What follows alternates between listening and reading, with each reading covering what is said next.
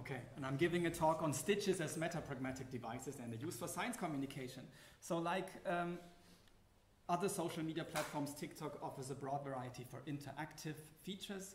We have the comment sections, but TikTok also offers opportunities for interaction on the video level.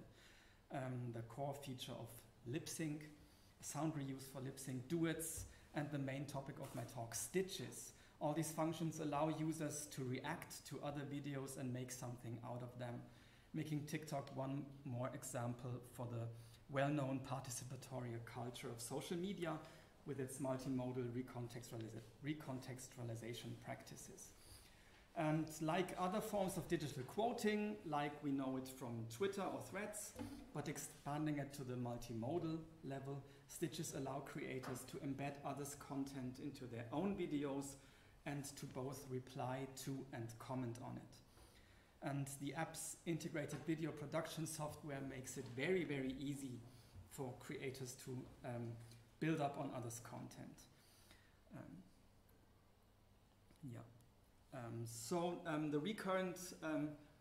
There are recurrent forms and functions of stitches, what people do with stitches. We have debunking of disinformation and counter-speech when we face toxic content. The German ones of you maybe know Tara Luise Wittwer with her format TikToxic. This is what I'm thinking about. But also science communication is making use of stitches, and this is what I want to talk about today. So I want to discuss these instances of stitches and used for science communication. And in line with the topic of our conference, I will give a special focus on science communication in linguistics. Science communication in linguistics, which as linguistics as a whole, is a way of communicating about language. And I want to show how stitches can be described as a metapragmatic device that foregrounds language and language use on TikTok in culturally responsive ways. So my structure is very straightforward: research overview, data method, results, and conclusion. So I start with a research overview. Long before TikTok, YouTube had this feature of video responses. I don't know if you remember. So people could upload videos as a response to other videos, which were then shown in the comments section. This feature did not survive too long. It disappeared about 2008 or something. But in a couple of works, Elisabetta Adami has analyzed forms of coherence or incoherence in video response on YouTube. And she uses the conceptual framework of social semiotics.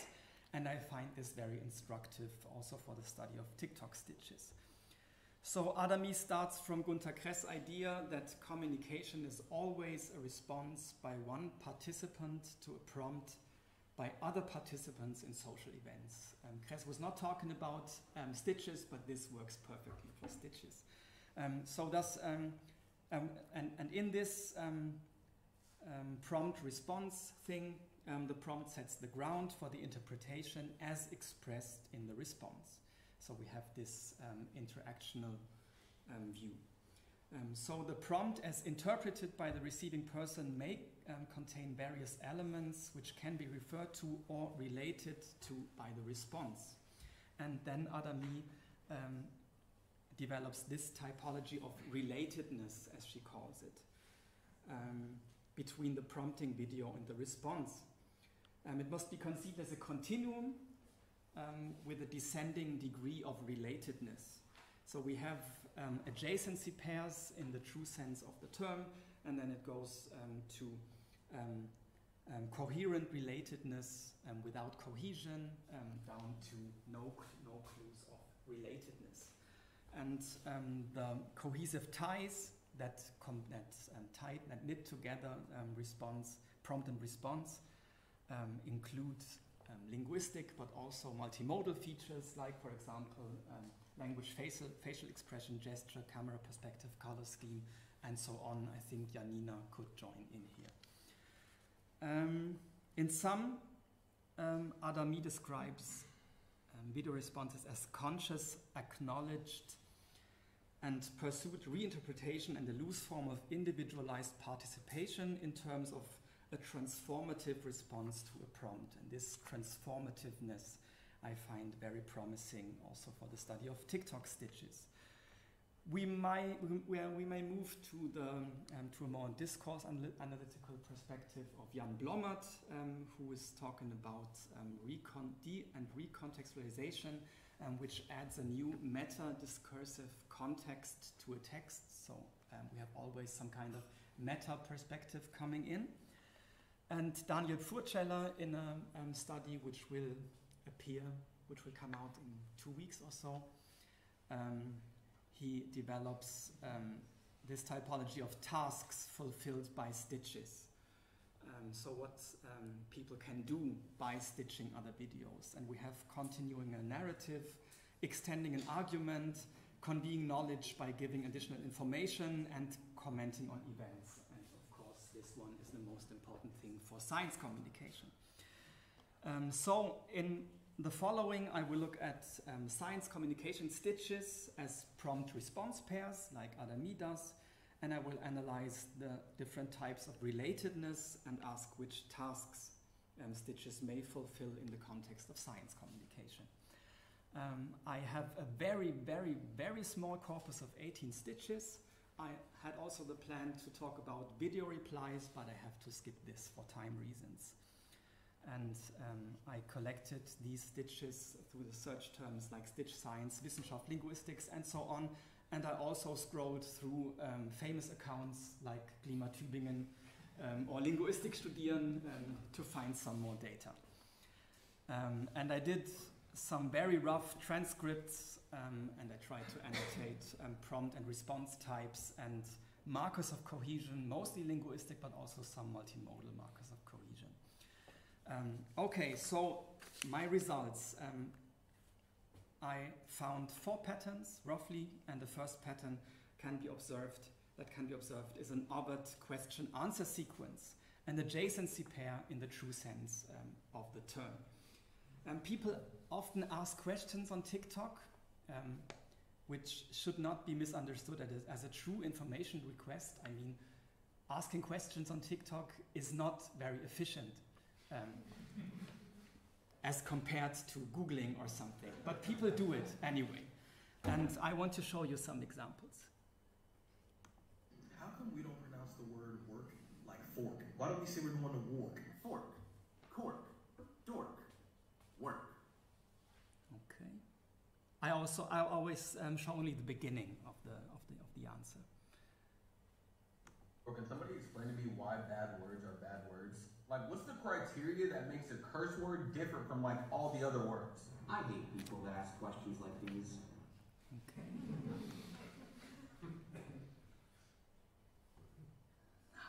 How come we don't pronounce the word? How ibuprofen nowhere pain? How ibuprofen nowhere pain? Ibuprofen have secret. Ibuprofen not nowhere pain. Ibuprofen everywhere. Whole body. Ibuprofen inhibit COX. No pain. Only notice where pain resides. Okay, this was not from linguistics, but I still wanted to show it. And okay. Okay, although these questions are not true information requests, creators still take the chance of answering these questions from a scientific perspective. But I think we have a strong performative character, as the questions are performative and not true questions. Also, the answers have this strong performative character. They answer often in humorous ways. For example, here he gives parallel examples, not to explain, but to demonstrate the linguistic phenomenon that he's talking about. And also in this example, I hate people answering questions like these. After this, he tries to explain the inherent negative semantics of hate. And this is his way to explain why bad words are bad words. And here in this example, we have this grammatically deficient sentence, which is stylistically mirrored in the answer. Okay? So because of this strong performative aspects, I was reminded of the work of Baumann-Briggs, who defined performance as a specially marked, artful way of speaking that puts the act of speaking on display. So this is a strong metapragmatic impulse which comes in here through the performative way of speaking in the answers. Okay, so we have other kind of questions which are also not questions, but something more like pre-announcement, as conversation analysis would call it.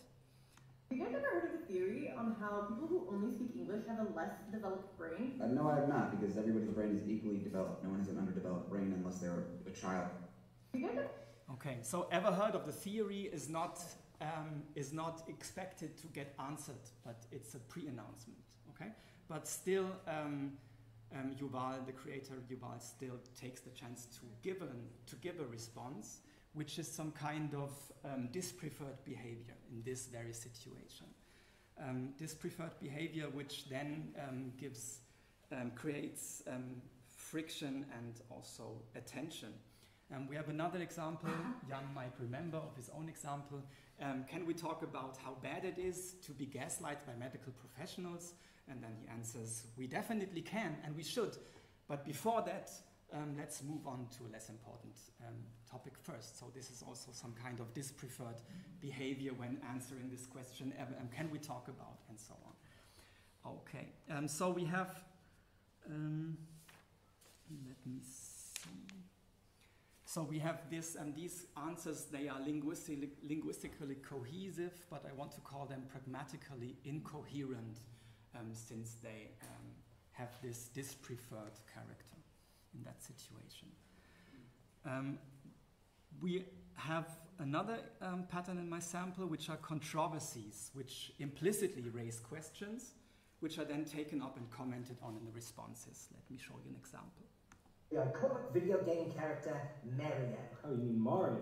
I mean, you can pronounce it both ways, but he says Mario, so I feel like... That's right, Mario. I think this video is really interesting, because obviously the perspective here is that this is an American who doesn't understand why British people won't pronounce the A's in certain people's names the same way that they pronounce them.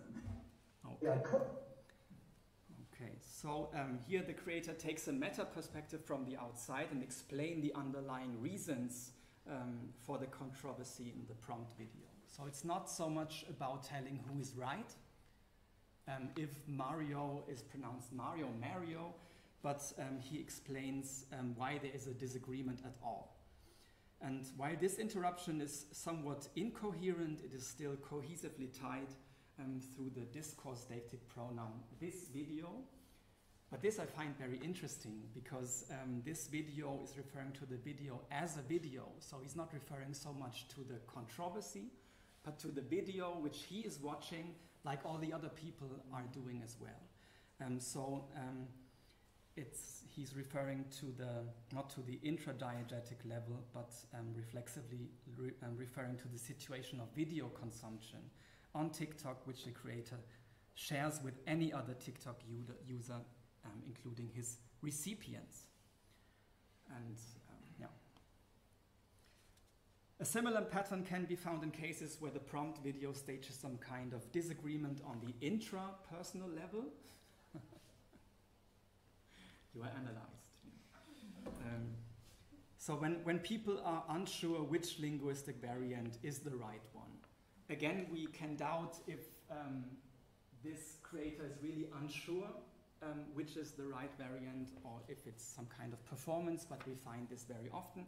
And here the response says, hear me out, I need to expand a little on that, whereby he shows attention for the awareness for the attention structures of TikTok, where we will scroll to the next video after 5 seconds. So we need this pre-announcement. I will come to this later. Okay, so all patterns discussed so far have in common that some kind of explicit or implicit metalinguistic question in the prompt video is responded to, but this is not always the case.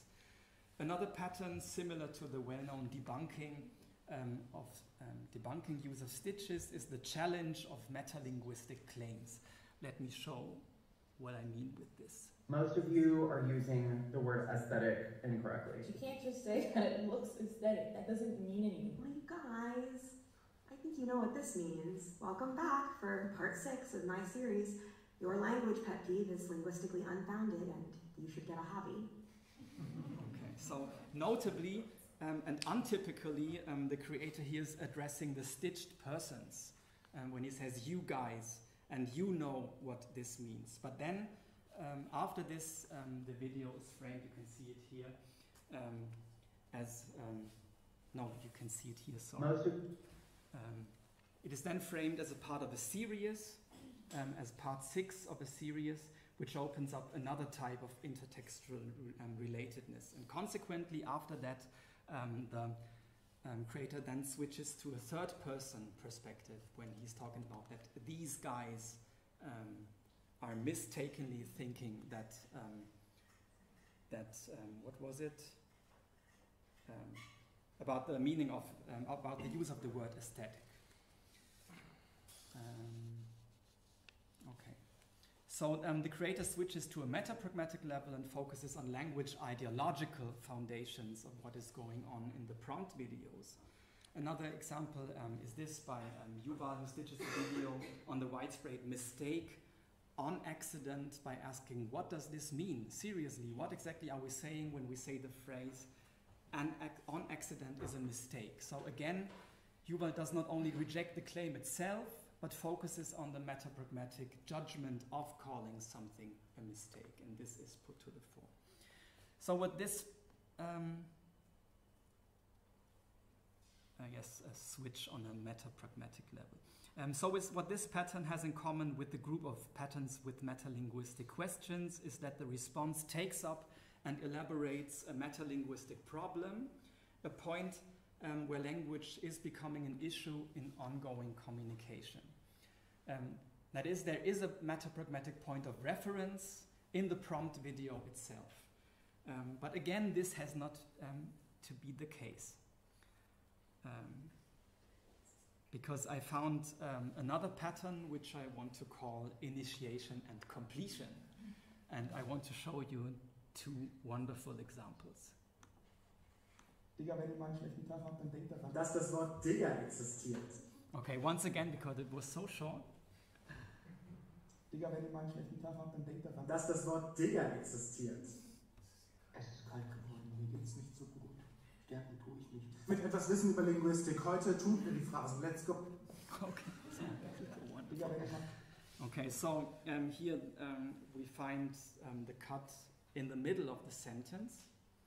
The stitches interrupt the prompt videos in the middle of a sentence and completes them in such a way that the linguistic form itself becomes the topic. So we find here a most drastic topical shift, and a high grade of incoherence, but which is combined with almost seamless linguistic cohesion.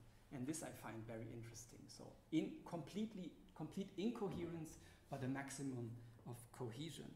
Not only on the linguistic level, but also through camera perspective, clothing, a kind of zip merging cutting technique, Reißverschlussprinzip, and so on. So the incoherence is mitigated through a very high degree of cohesion, which literally draws the recipients into the video. So to conclude my analysis, we can distinguish between 4 different main patterns of prompt-response pairs in linguistic science communication stitches.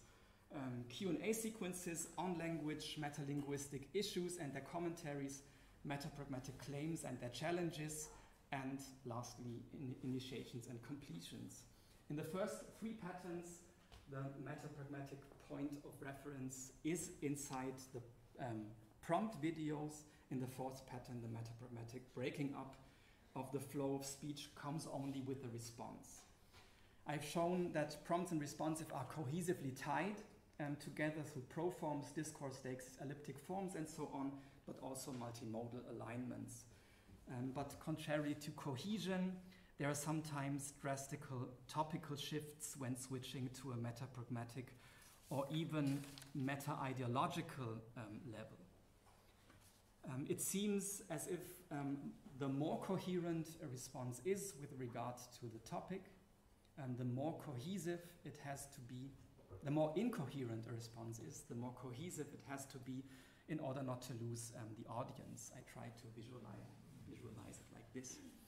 And yeah, this was interesting to me to find this in the data. So the language issues that linguistic creators may address through stitches include a broad variety of phenomena, phonology, morphology, language change, semantic categories, and so on. And of course, the stitch people don't call it like this because they don't have the terminology for calling like this. But they deal with everyday problems and riddles that they are facing in their everyday life. And as trained linguists, the responding creators do not only give an answer to the questions raised in the prompt videos, but take a meta perspective on why these things are an issue in the first place. And this is what I mean with stitches as metapragmatic devices, since they are always accompanied by a change of level up to meta-ideological considerations. And so in this way, and this is why in my view, TikTok stitches are so well suited for linguistic science communication. Stitches as more or less surprising cuts afford this switch to a meta level where then linguists can jump in and do their job. But this job remains in the discourse universe of TikTok, because they're using the same visual means and the same mimetic means as the stitched creators. They all belong to the community of producers. You might remember this term of Alex Bruns, I guess. As I've shown, the situation of video consumption, which creators share with their audience, is often reflected in the videos by deictic reference, but also by the selfie aesthetics of people, and they're holding their phone. So they're watching videos on their phone, and then immediately they begin to produce videos on the same device. So stitches are always some kind of reaction videos, and they creators stage themselves as watching and reacting to a video on the smartphone. And I want to give you an analogy from the history of our discipline. I don't know if you ever read Karl Bühler in the original Sprachtheorie, because Bühler is an author who wrote his book Sprachtheorie by reading other books, as a reader of other books, and he always makes reference to the very act of reading while he's writing. And so he's referring to the act of reading when writing about language, and thus he aligns with other readers who have the same books on their table. And I think this strategy is in some way remediated in an audiovisual setting on TikTok. TikTok creators refer to the act of watching when making videos and thus align with their audience. And all this, I think, helps to present linguistics as dealing with, but also being part of social life in the digital age. Thank you.